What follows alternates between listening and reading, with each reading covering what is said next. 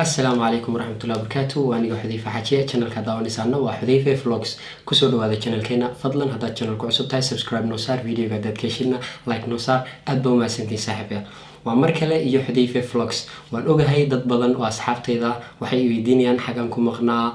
sababaan video soo duubay insha Allah videoga xiga ayaan waxaan kaga wada hadli doonaa sababaha aan video soo gelin waayay xagan ku maqnaa waxa soo dhan insha Allah taala next video ayaynu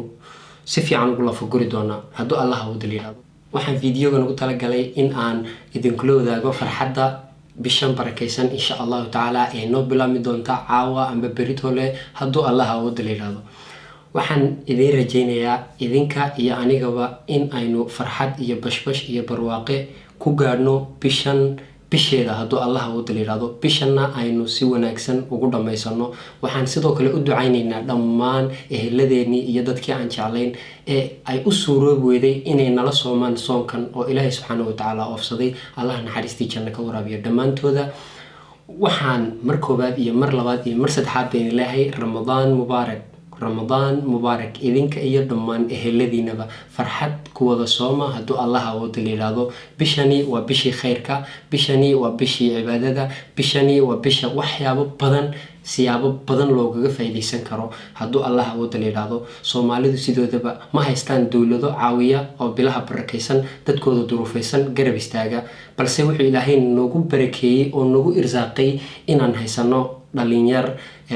odayaal noocol yihiin dad Ilaahay barakeeyay oo khayrka u istaaga oo bilaha barakeysan iyo waqtiyada abaaraha iyo musiibooyinka ay jiraanba garab istaaga dadkooda marka waxaan naftayda iyo naftiinaba ku dardaaraya insha Allah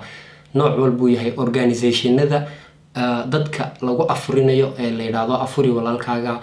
hebel wax walba ay magac leeyihiin dadka baahan dadka caawinaya insha Allah taala qaab kasta oo aad kaga qayb qaadan karto waxaan kugu dhiirigelinayaa inaad ka qayb qaadato oo afuriso khayrka walaalka aad hesho